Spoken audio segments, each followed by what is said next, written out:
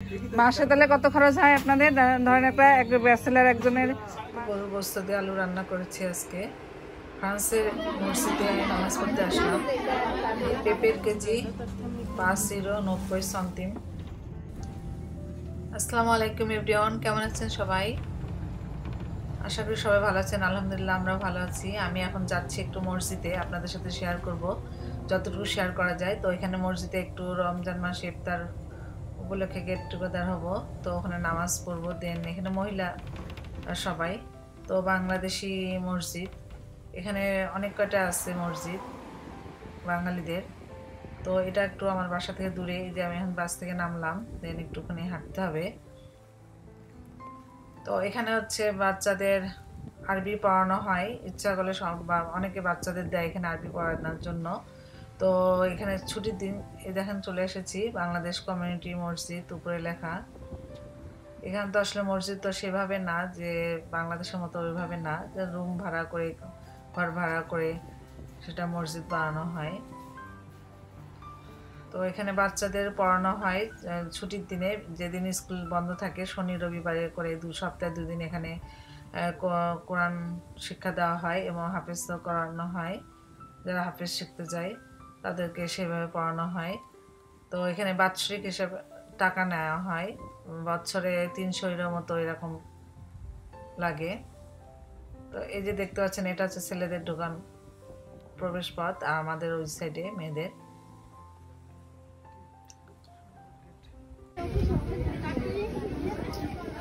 তো আমরা এখন এক জায়গায় ঢুকতেছি ভিতরে।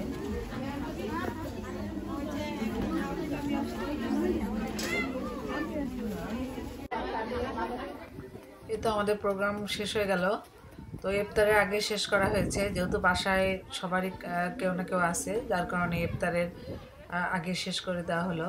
তো এইসব মসজিদে কিন্তু মাইক দিয়ে আজান দেওয়া হয় না, যার কারণে বাইরে থেকে শোনা যায় না। আর এখানে মসজিদ বাংলাদেশি, এটা মসজিদ, যার কারণে আমার বাসা থেকে দূর হলেও আমি এটা এসেছি। এখানে বাংলাদেশি মসজিদ হওয়ার কারণে সবাই আমরা বাংলাদেশি। তো এমনি মসজিদ প্রতিটা এরিয়াতে মসজিদ কিন্তু আছে, তো বাংলাদেশিদের মসজিদ একটু খুব কম সংখ্যকই, সব জায়গায় নাই, সব এরিয়াতে নাই।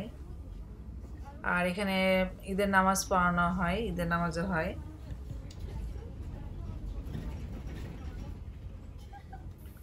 তো আমি এখন বাংলাদেশি দোকানে একটু যাব, ওখানে আমার কিছু কেনাকাটা করতে হবে, বাজার করতে হবে, দেন বাসায় যে আবার রান্না করব।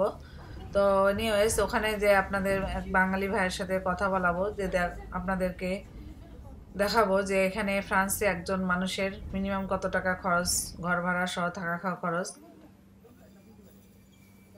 এই তো আমি চলে এসেছি, দেখেন এখানে আমও দেখতে পাচ্ছি, সবজিগুলোর দামগুলো দেখেন, সব রকম সবজি আছে, কোনো সবজি নাই যেটা পাওয়া যায় না। বাংলাদেশে যেটা আছে যেটা এখানে পাওয়া যায় না এমন কোনো জিনিস নাই, সব জিনিসই আসলে এখন পাওয়া যায়। বিশ্বের যেখানে আসলে থাকা যাক না কেন সব জিনিসই পাওয়া যায়, টাকা থাকলে সব জিনিসই পাওয়া যায়, টাকাটাই দরকার আর কি।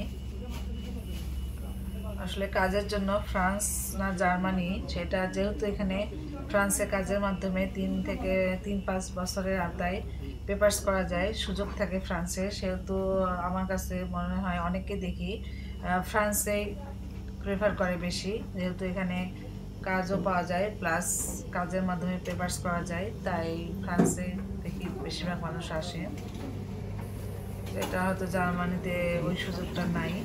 আর কৃষিকাজ করে কিন্তু অনেকে পেপারস করতে পারে, যদি কৃষিকাজটা আপনি হচ্ছে কন্ট্রাক্টের মাধ্যমে করতে পারেন তাহলে হচ্ছে আপনি কৃষিকাজ করে পেপারস করতে পারবেন।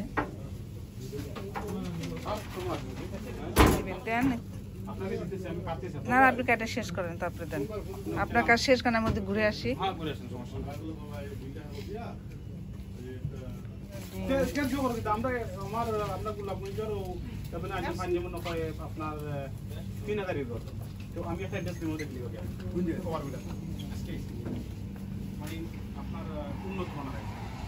আল্লাহ, এখানে কচুটা তো ভালো ছিল, আল্লাহ এই কচুটা না নিয়ে কি করলাম। করলা আছে, আমও আছে, তরমুজ, আম, কত কি আছে। পেঁপের কিলো 5 ইউরো 90 সেন্টিম 90 পয়সা। তো পেঁপেটা নেই, দেখি কেমন হবে জানি না। আপনাদের মেসে কত ভাড়া? ভাড়া বলতে মানে খাওয়ানোর বিল না সিট ভাড়া? না সিট ভাড়া এক একজনের কত টাকা? আমরা সিট ভাড়া দেন 200 করে। 200? ও আচ্ছা, জন 200-300 এরকম, এর বেশি হয় না। খাওয়ানো আছে 120 130। খাওয়া ভাই ওটা কাটান কাটলো তাহলে টোটাল ও আছে কাটলো। হ্যাঁ ভাই পাবি লাইভ করে পাবি আপনার পাবি একটা ভিডিও দিয়া দিছি ভালো। হ্যালো মাসে তাহলে কত খরচ হয় আপনাদের? ধরেন একটা ব্যাচেলার একজনের মাসে 350, তাই না? 350 খরচ, 350-400 আর কি, তাই না? এরকমই। আচ্ছা, একজন ব্যাচেলারের খরচ কত? ফ্রান্সে একজন ব্যাচেলারে থাকতে হলে খরচ কত? বলো সমস্যা আপনার ফটোটাই আমি জানি না। সিট ভাড়া কত আর আপনি কি ফ্যামিলি সহ আছেন? না এই মেসে আছে। তাহলে খরচ আপনার মান্থলি কত হয়? মাসে মান্থলি প্রায় 350 টাকার মতো। ও ওই তো ঠিক আছে, ভাই যেটা বললো ঠিক আছে। 350 টাকা। আমাদের বাবুর্চি বিল 40-50 টাকা। বাবুর্চি বিল 50 টাকা।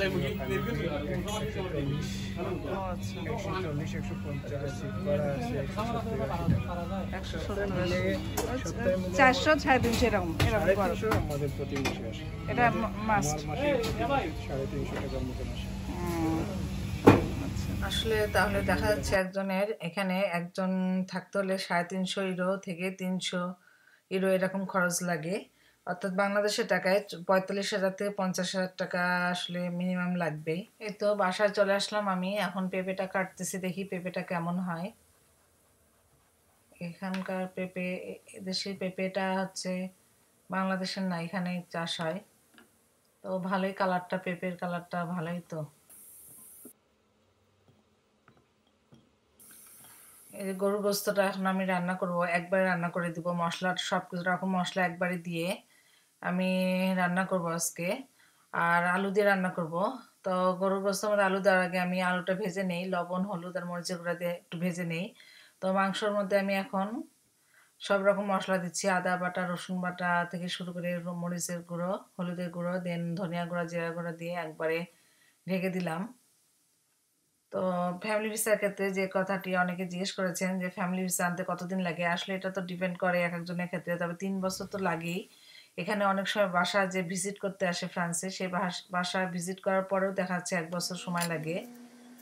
আর কি কি ডকুমেন্টস লাগবে সেটা তো আসলে যিনি করবেন উনি বলে দিবেন, ফ্রান্স থেকে বলে দিবেন উনি কি কি ডকুমেন্ট লাগে। তবে বিয়ের কাবিননামা আর বার্থ সার্টিফিকেট তো অবশ্যই 2টা লাগে। আর ওখানে যে ইন্টারভিউতে আপনাকে বাংলাতেই প্রশ্ন করবে, বাংলাতে উত্তর দিতে হবে, কারণ ওখানে ট্রান্সলেটর থাকে, কোনো সমস্যা হয় না। তো আর বিশেষ করে জিজ্ঞেস করে যে বিয়ের তারিখ এগুলোই জিজ্ঞেস করে, আর হাজব্যান্ড কি করে ফ্রান্সে এগুলো জিজ্ঞেস করবে। তো এই জন্য নাম আর ডেটগুলো সব ঠিক থাকলে কোনো সমস্যা হয় না। আমাদের এখানে যে আলু পাওয়া যায়, আসলে আলুগুলো কিন্তু খুব বেশি শক্ত থাকে না, নরম সিদ্ধ হয়ে যায়, যার কারণে আমি আলুটা দেওয়ার পরে বেশি পানি দিব না। আর যারা এখনও পর্যন্ত আমার চ্যানেলটি সাবস্ক্রাইব করেননি, প্লিজ সাবস্ক্রাইব করে আমার চ্যানেলের সাথে থাকুন। আবার অনেক সময় বাংলাদেশে ফ্রান্স এম্বাসিতে ইন্টারভিউ দেওয়ার পরেও কিন্তু অনেক সময় নেয়, অনেক সময় দেখা যাচ্ছে 1 বছরও লাগে। ইন্টারভিউ দিয়ে এসেও দেখা যাচ্ছে 1 বছর পরে ভিসা দেয়।